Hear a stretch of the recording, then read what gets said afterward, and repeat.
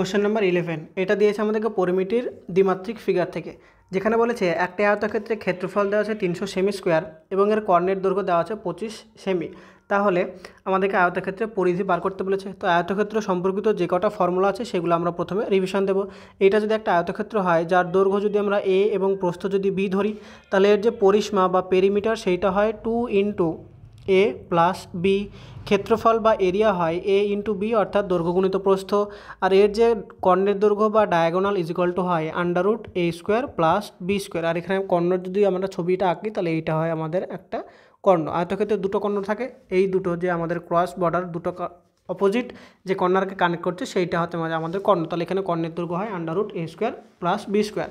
তো এখানে প্রথমে আমাদের কী কী দেওয়া আছে আমাদেরকে ক্ষেত্রফল মানে হচ্ছে এ ইন্টু বি, এইটা দেওয়া আছে আমাদেরকে 300 দেওয়া আছে। আর কর্ণের দৈর্ঘ্য অর্থাৎ এখানে আমাদের দেওয়া আছে under root a square plus b square is equal to এইটা দেওয়া আছে আমাদেরকে 25 সেন্টিমিটার। তাহলে এইটাতে দেখো উভয় দিকে যদি আমরা বর্গ করি তাহলে এখানে রুট আর বর্গ কেটে যায়, তাহলে লিখতে পারি a square plus b square is equal to 25-এর বর্গ আমরা লিখতে পারি 625।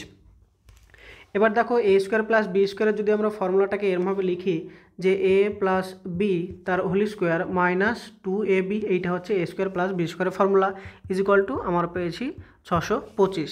এবার দেখো এ বি এর যে ভ্যালু সেইটা যদি আমরা এখানে বসাই তাহলে লিখতে পারি এ প্লাস বি তার whole square minus 2 into A B মানে হচ্ছে 300 ইজ ইকুয়াল টু 625। তাহলে এইটা তো আমাদের হবে, এখানে যদি গুণ করি তাহলে আমরা লিখতে পারি 3 2 হচ্ছে 600, আর 600টা যদি এদিকে অ্যাড করি তাহলে আমরা পাবো কত 625 পাবো। 625 আর 600 যদি অ্যাড করি তাহলে এখানে লিখতে পারি যে এ প্লাস বি তার whole square is equal to হচ্ছে 1225। আর 1225 মানে হচ্ছে আমরা এইটা হচ্ছে আমাদের 35-এর স্কোয়ার হয় 1225। তাহলে এখানে আমরা লিখতে পারি যে এ plus B is equal to পাবো 35 বা 35 সেমি। আর এখানে আমাদেরকে বলেছিল যে কি আয়তক্ষেত্রের পরিধি বা পরিসীমা বার করতে। পরিধি বা পরিসীমার যে ফর্মুলা সেইটা হচ্ছে 2 ইন্টু দৈর্ঘ্যযোগ প্রস্থ।